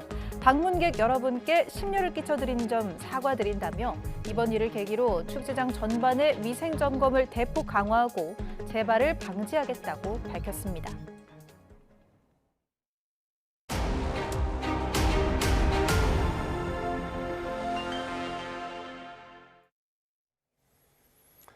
무소속 강선우 의원의 1억 원 공천원금 의혹에 대한 경찰 수사가 시작된 지 어느덧 한 달이 흘렀습니다. 경찰은 핵심 당사자들의 진술을 교차 검증하면서 혐의 다지기에 주력해 왔는데요. 조만간 신병 확보에 나설 거란 관측이 나오고 있습니다. 배민혁 기자입니다. 지난해 말 강선우 의원이 지난 2022년 지방선거를 앞두고 김경전 서울시의원으로부터 공천원금 1억 원을 받았다는 의혹이 처음 불거졌습니다. 저도 잘 주세요. 네, 하여튼 돈부터 네. 돌려드리세요. 안 받는 거. 그거는 뭐 의원님이 보셔가지고 지금 보셔가지고 던져놓고 나오든지. 네. 녹취가 공개되며 경찰이 수사에 나섰지만 이미 김 전 시의원은 미국으로 출국한 뒤였고 텔레그램 재가입 등 증거인멸 정황까지 드러나며 늑장 수사 논란이 계속됐습니다. 논란이 커지자 경찰은 지난달 11일 김 전 시의원을 귀국 당일 불러 조사한 데 이어 대대적인 강제 수사를 벌였습니다. 김경 전 시의원과 강선우 의원의 전 사무국장 남모 씨를 번갈아 불러 조사했는데 경찰은 그동안 핵심 쟁점인 돈의 전달 경위와 시점 등을 놓고 두 사람의 진술을 교차 검증하는 데 집중했습니다. 이후 수사 착수 20일 만에 강선우 의원을 불러 첫 조사를 벌였습니다. 성실하게 사실대로 최선을 다해서 조사에 임했습니다. 이런 일로 국민께 심려를 끼쳐드린 점 다시 한번 진심으로 죄송합니다. 앞서 김 전 시의원은 경찰에 1억 원을 강 의원에게 직접 건넸고 수개월 뒤 돌려받았다고 진술했고 남 씨는 강 의원이 1억 원을 전세 자금에 사용한 것으로 안다고 주장한 것으로 전해졌습니다. 다만 강 의원은 경찰 조사에서 돈인 줄 모르고 받았다는 입장을 유지하는 것으로 알려졌습니다. 서로 엇갈리는 진술에 경찰은 김 전 시의원과 남 전 사무국장은 한 차례 더 불러 거듭 진술 신빙성을 검증했습니다. 경찰은 조사 내용을 토대로 강 의원에 대한 추가 소환 여부를 저울질하고 있는데 조만간 핵심 당사자들에 대한 구속영장 신청이 이루어질 것이라는 관측이 나옵니다. YTN 배민혁입니다. 김경 전 서울시 의원은 최근 각종 공천 헌금 의혹에 이어서 이른바 가족 기업을 통해서 서울시 관련 사업을 다수 따낸 사실이 포착됐죠. 관련 회사들이 서로 돈을 빌려주면서 한 몸처럼 움직인 정황들이 YTN 취재 결과 다수 확인됐는데 김 전 시의원이 이들을 실소유했다는 의혹도 커지고 있습니다. 양동훈 기자가 단독 보도합니다. 지난 2021년부터 2023년 사이 건설회사인 A시행사는 서울주택도시개발공사 SH에 건물 2채를 지어 282억여 원에 팔았습니다. 김경 전 서울시의원 관련 업체로 남동생이 대표고 여동생은 이 회사 2대 주주였습니다.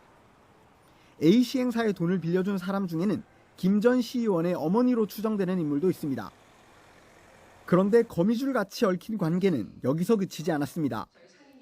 앞서 경찰이 확보한 컴퓨터에선 회사 5곳의 세무 관련 자료와 함께 김 전 시의원이 직접 세무사나 은행 측과 통화하며 세금이나 대출 상담을 한 녹취가 발견됩니다. 그런데 이 5곳 중 2곳도 A시행사에 20억 가까운 돈을 빌려줬던 것으로 YTN 취재 결과 확인됐습니다. 이 회사들은 김 전 시의원의 과거 상임위와 관련이 있다는 공통점도 있습니다. 이곳들은 김경 전 시의원이 서울시의회 교육위원회 위원이던 시절 교육 관련 회사로 설립됐습니다. 이후 상임위 이동에 맞춰 건축공사업이나 미디어 콘텐츠 창작업 등을 사업 목적에 추가한 사실도 YTN 단독 보도로 알려졌습니다. 행적을 더 추적해보면 A시행사는 SH의 건물 2채를 판 이후 수십억 원을 출연해 사회복지재단 3곳을 설립했습니다. 이 중 한 재단 창립 총회에는 김 전 시의원의 남동생과 여동생이 참석한 것으로 확인됐습니다. YTN이 확보한 총회 회의록에는 남동생이 이사장 자리에 올랐다. 김 전 시의원이 재단의 사무실을 무상으로 제공했다는 등의 내용이 있습니다. 또 다른 재단은 구청 사업 운영권을 따내 한 해 17억 원 넘는 예산을 지원받았는데 김 전 시의원 후원에서 회계를 담당한 측근이 이사로 이름을 올렸습니다. 김 전 시의원 측은 앞서 정상적인 사업이라는 입장을 밝힌 상황, 증거가 사라지기 전에 빠른 강제 수사가 필요하다는 지적이 나옵니다. YTN 양동훈입니다. 상설특검이 쿠팡의 퇴직금 미지급 의혹과 관련된 수사에 속도를 내는 모습입니다. 지난주 엄정환 전 쿠팡 풀필먼트 서비스 대표를 불러 조사한 데 이어서 오늘은 정종철 대표를 피의자 신분으로 소환해 조사했습니다. 권준수 기자입니다. 쿠팡의 택배 물류 부문을 이끄는 정종철 대표가 상설특검에 출석했습니다. 근로자 퇴직급여 보장법 위반 혐의 피의자 신분으로 정 대표가 특검 조사를 받은 건 이번이 처음입니다. 특검은 쿠팡이 지난 2023년 5월 근로자에게 불리하도록 취업 규칙을 변경해 퇴직금을 미지급했다는 의혹을 수사하고 있습니다. 쿠팡은 퇴직금 지급 규정을 주당 근로시간이 15시간 이상인 경우로 바꾸면서 한 주라도 근로시간 15시간을 채우지 못했다면 이전 근무 기간이 인정되지 않도록 했는데 당시 정 대표는 이 같은 규칙 변경을 주도한 인물이었던 것으로 알려졌습니다. 특검은 취업 규칙을 변경한 경위와 어떤 의사결정 과정을 거쳤는지를 집중적으로 들여다보고 있습니다. 앞서 지난주엔 엄성환 전 대표도 특검의 조사를 받았습니다. 특검 관계자는 정 대표와 엄 전 대표 모두 지난 2023년 쿠팡 취업 규칙 변경에 개입한 만큼 책임을 물을 수 있는 것으로 판단해 잇따라 소환 조사를 진행한 거라고 설명했습니다. 특검은 고용노동부가 판단했던 대로 쿠팡의 택배 물류 일용직 근로자 대부분이 사측의 지시와 감독 아래에서 근무했고 근로계약이 1년 이상 반복적으로 체결된 만큼 퇴직금 지급 대상이라고 보고 있습니다. 때문에 일용직 근로자 가운데 퇴직금을 받지 못한 피해 인원과 액수를 산정하는 데도 주력하고 있습니다. YTN 권준수입니다. 사법농단 의혹으로 기소돼 2심에서 징역형을 선고받은 양승태 전 대법원장이 판결에 불복해 상고했습니다. 앞서 양 전 대법원장 측은 판결이 직권남용죄에 대해 확립된 법리에 반하고 양 전 대법원장의 관여 여부에 대해 심리가 이루어진 바 없다며 절차적 문제도 지적했습니다. 미국 집권 공화당의 텃밭으로 꼽히는 텍사스에서 보궐선거가 치러졌는데 야당인 민주당이 잇따라 승리했습니다. 트럼프 대통령까지 공화당 후보를 밀어달라고 나섰지만 무고한 시민들을 숨지게 한 미네소타 사태의 여파로 여론은 냉랭했습니다. 이경아 기자가 보도합니다. 지난 31일 치러진 미국 텍사스주 연방 하원의원 보궐선거에서 크리스천 메네피 민주당 후보가 당선됐습니다. 보편적인 건강보험을 약속하고 강경한 이민 정책을 이끄는 국토안보부 장관을 탄핵하겠다고 목소리를 높여온 인물입니다. 이로써 민주당은 연방 하원의회에서 여당 공화당과의 격차를 4석으로 줄였습니다. I'm going to fight each and every day to impeach Kristi Noem.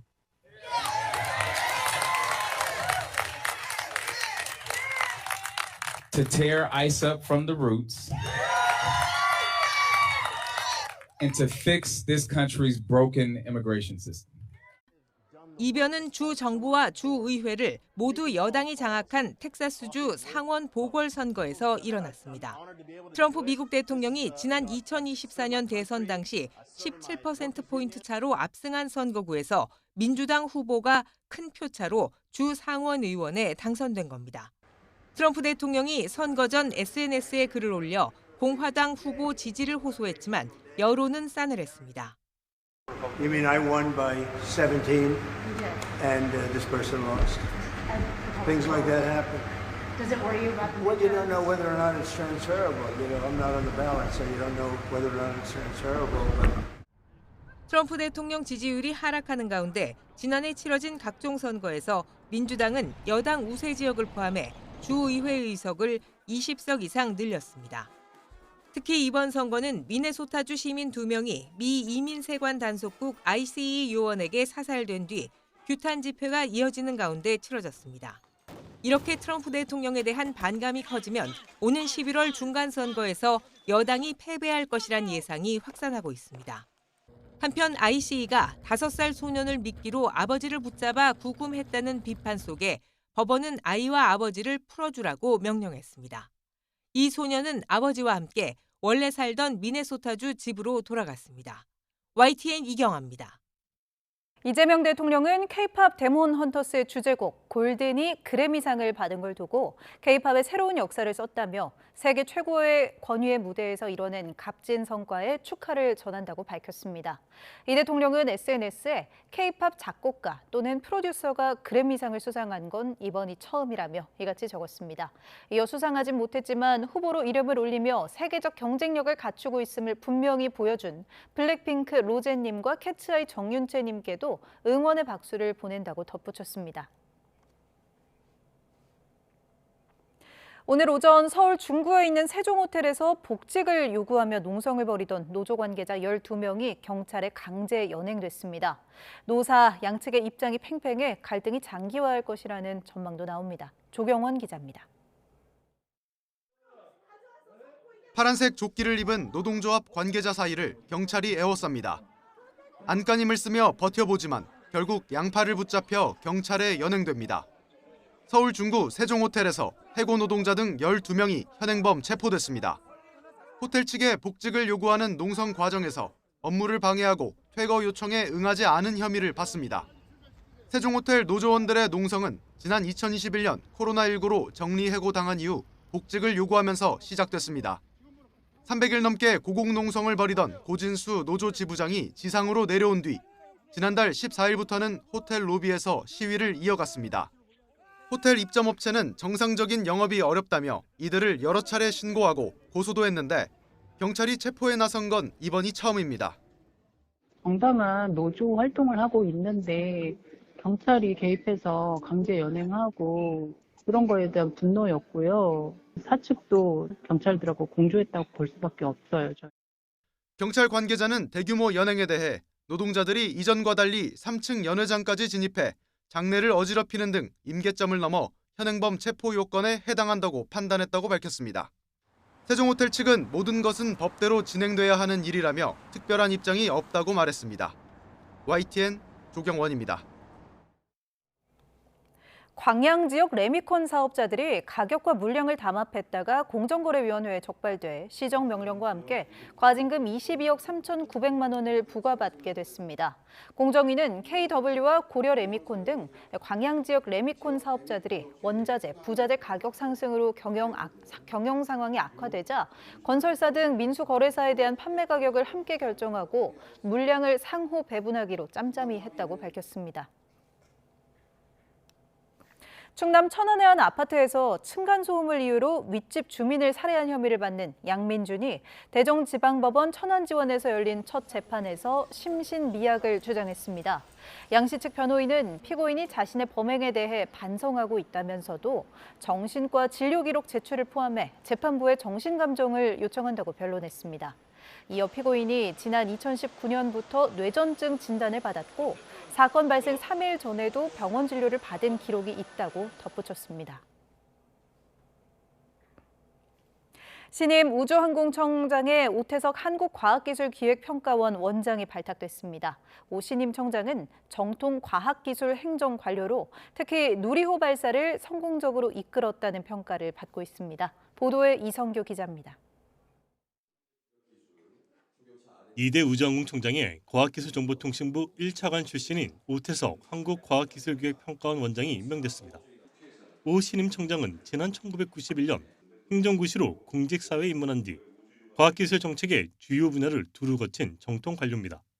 특히 1차관 재임 시절 누리호 발사관리위원장을 맡아 2차 발사와 3차 발사를 성공적으로 이끌었습니다. 또 우주항공기술과 산업은 물론 우주항공청 조직에 대한 이해도 높다는 평가입니다. 기술 정책에 대한 전문성을 바탕으로 대한민국을 우주항공 강국으로 이끌어갈 것입니다. 특히 임명 직전까지 과학기술기획평가원 원장을 맡으며 과학기술 정책 전반을 다룬 것도 강점으로 작용할 전망입니다. 개인적으로 이제 미래 신산업 창출과 관련된 첨단 기술 발전, 또 혁신의 방향에 대해서 관심을 가지고 있습니다. 미국 항공우주국 나사가 반세기 만에 유인 달 탐사를 재개하는 등 우주 경쟁이 본격화하는 가운데 오 신임 청장이 그간의 전문성을 바탕으로 우주항공청을 한 단계 도약시킬 수 있을지 주목됩니다. YTN 사이언스 이성규입니다. 연인원 95억 명이 이동할 거라는 중국의 춘절 특별 운송기간 춘윈이 오늘부터 시작됐습니다. 춘절 연휴 앞뒤로 40일 동안 이어지는데 약 40년 전 처음 이런 체계가 잡힐 때와는 다른 이유로 유지되고 있다고 합니다. 베이징 강정규 특파원이 현장을 취재했습니다. 중국의 춘절 특별 운송 기간인 춘윈 첫날, 수도 베이징 공항에 나가봤습니다. 평일인데도 체크인 창구 앞에 여행객들이 굽이굽이 줄을 섰습니다. 중국의 춘절 연휴는 15일부터 9일 동안인데 특별 운송 기간은 그 앞뒤로 장장 40일간 이어집니다. 40일 체제가 자리 잡은 건 1987년. 귀향객 1억 명을 돌파하면서 혼잡을 분산시킨다는 취지였습니다. 그로부터 40년 가까이 지난 올해는 연인원 95억 명, 역대 최다를 기록할 전망입니다.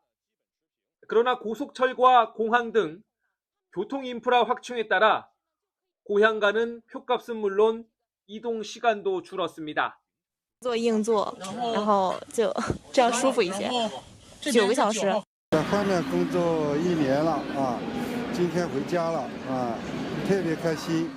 중국인들의 소득 수준도 높아져 올해 내 차 타고 고향 가는 비율은 80%에 달할 거로 예상됩니다. 사실상 인구 대이동이 춘절 전후 2주 안에 몰리는 만큼 40일 체제를 손봐야 한다는 지적도 나옵니다. 하지만 쉽게 바뀌지 않는 건 춘윈이 소비와 여행 수요를 자극할 수 있는 기회이기 때문입니다. 等等的消费补贴，它一个方面呢是扩大既有的这个消费群体的规模，还有一个是激发潜在的一些文旅消费的群体的意愿。 특히 새해를 여는 춘절 이동 지표는 1년 내수 경기의 가늠자여서 당국도 사활을 걸고 있습니다. 베이징에서 YTN 강정규입니다. 지난달 하순부터 일본 북부와 서해안 지역에 폭설이 계속되는 가운데 하루 적설량이 평년의 2배 이상 이르는 곳이 많았습니다. 제설 작업 도중 목숨을 잃는 등 폭설로 인한 사망자도 17명에 달했고 지역별 휴교령도 잇따랐습니다. 도쿄에서 김세호 특파원의 보도입니다. 자동차가 높은 눈벽 사이를 지나고 있습니다. 인도 주변도 사람 키를 훌쩍 뛰어넘는 눈이 쌓였습니다. 횡단보도 신호등은 완전히 눈에 파묻혀 신호만 간신히 알아볼 수 있습니다. 行きかきして寝て起きて行きかきしてたまに飯食って 지붕 위에 두껍게 쌓인 눈은 언제 떨어질지 모를 만큼 위태로워 보입니다.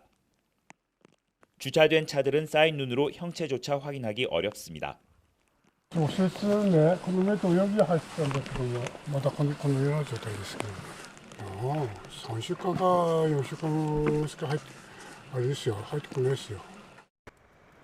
일본 서해안 지역과 북부 지역을 중심으로 3주째 폭설이 이어지고 있습니다.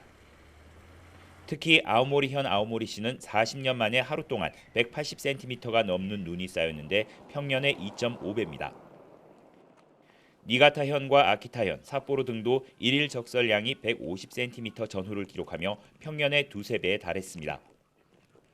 지난달 21일부터 지금까지 제설 작업 도중 지붕에서 떨어져 숨지는 등 폭설로 인한 사망자도 17명에 이릅니다. 本日8時30分時点で死者17名、大雪との関連を調査中の死者12名、心肺停止者5名などの報告を受けているところであります。 아오모리 시내의 각급 학교들은 휴교령이 내려졌습니다. 피해가 속출하자 아오모리현은 제설과 구조 등을 위해 14년 만에 정부의 자위대 파견을 요청했습니다. 일본 기상청은 이번 주는 기온이 조금씩 오르면서 건물 위에 쌓여있던 눈더미가 무너져 내릴 수 있다며 주의를 촉구했습니다. 도쿄에서 YTN 김세호입니다. 기후 변화로 남극의 기온과 해빙 환경이 빠르게 바뀌면서 펭귄들의 번식 시기가 눈에 띄게 앞당겨지고 있습니다. 기후 변화에서 살아남기 위한 생존 전략인데 지구 온난화가 생태계에 얼마나 빠르게 영향을 미치고 있는지 단적으로 보여줍니다. 권혁희 기자가 보도합니다. 남극 기온이 오르면서 펭귄들은 이전보다 훨씬 이른 시기에 알을 낳고 새끼를 기르기 시작했습니다. 전투 펭귄과 아델리 펭귄, 턱근 펭귄은 10년 전보다 약 2주 빠르게 번식 과정을 시작합니다. 일부 집단은 무려 24일까지 빨라졌습니다. 번식지 평균 기온이 2012년부터 2022년 사이 섭씨 3도 가까이 오른 것이 직접적인 원인으로 분석됩니다. 번식 시기는 새끼 펭귄의 생존과 직결됩니다. 해빙이 감소해 먹이가 가장 풍부한 시기와 둥지 환경이 더 일찍 만들어지고 있습니다. Penguins are changing the time at which they're breeding at a record speed, faster than any other vertebrate. 구체적인 데이터를 확보하기 위해 남극 전역 펭귄 서식지에 77대의 원격 카메라를 설치했습니다. 장기간 관측을 통해 펭귄의 번식 시기가 바뀌었다는 것을 확인하고 기후 변화의 영향을 입증했습니다. These cameras tell us things like when the first penguin adults turn up to breed, when the chicks hatch. They also tell us the temperature, where those cameras are positioned. 문제는 번식 시기가 앞당겨지면서 서로 다른 시기에 번식하던 여러 종의 펭귄이 점점 같은 시기에 새끼를 기르게 됐다는 점입니다. 먹이를 둘러싼 경쟁이 치열해지면서 생존의 위협은 오히려 더 커졌습니다. 기온이 지금처럼 계속 오르면 일부 펭귄 종은 멸종 위기에 들어설 수 있습니다. 이 조사 결과는 기후변화가 이제 단순한 환경 변화의 문제가 아니라는 점을 보여줍니다. 펭귄의 변화한 번식 시기에는 기후변화가 생태계가 적응할 수 있는 속도를 이미 넘어섰다는 경고입니다. YTN 권영입니다.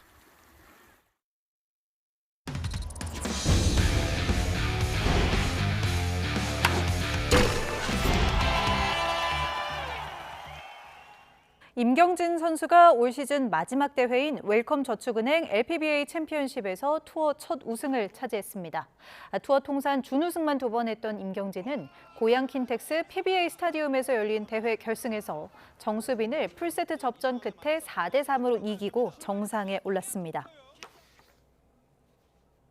프로배구 한국전력이 올스타 휴식기 이후 2연승으로 3위 싸움에서 앞서 나갔습니다. 한국전력은 우리카드와의 원정 경기에서 세트 점수 3대1로 이겨 4위 KB손해보험과의 승점 차를 4로 벌렸습니다. 배노는 양팀 통틀어 최다인 34점을 올렸고 김정우는 서브 득점 3개 포함 17점을 기록해 팀 승리를 이끌었습니다. 여자부 경기에선 GS 칼텍스가 실바를 앞세워 4위 IBK 기업은행을 1점 차로 맹추격했습니다. 5위 GS 칼텍스는 IBK 기업은행과의 원정 경기에서 세트 점수 3대1로 승리했습니다. 국내 첫 시민 프로야구단인 울산 웨일즈가 창단식을 열고 공식적인 출발을 알렸습니다. 선수단은 울산 시민들의 염원으로 야구단이 창단된 만큼 우승으로 보답하겠다는 뜻을 밝혔습니다. 보도에 오태인 기자입니다.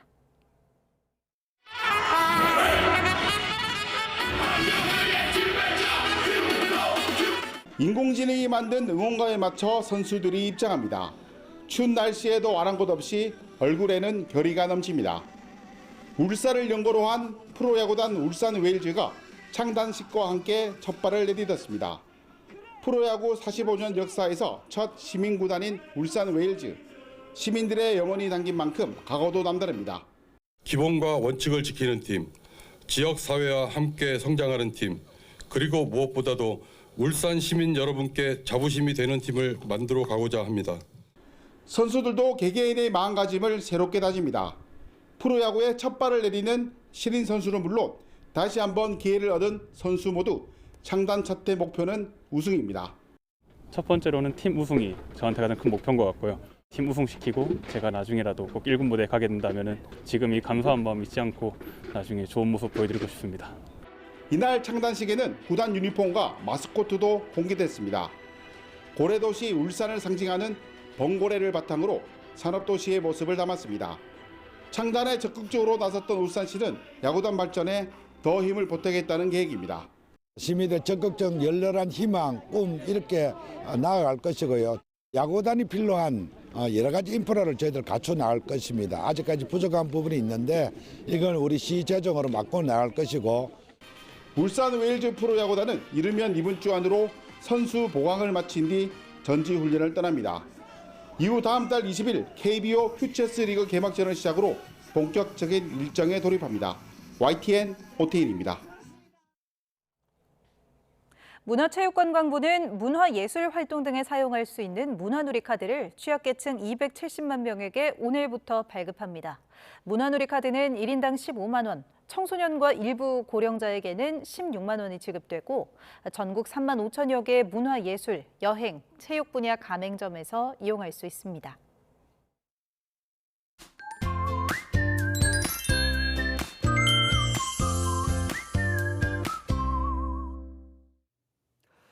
내일 아침에는 예년 수준의 겨울 추위가 나타나겠습니다. 서울 아침 기온이 영하 7도로 심한 추위는 없겠지만 영하로 기온이 내려가는 가운데 특히 중부지방은 오늘보다도 3, 4도가량 낮아지면서 상대적으로 조금 더 춥게 느껴질 수 있겠습니다.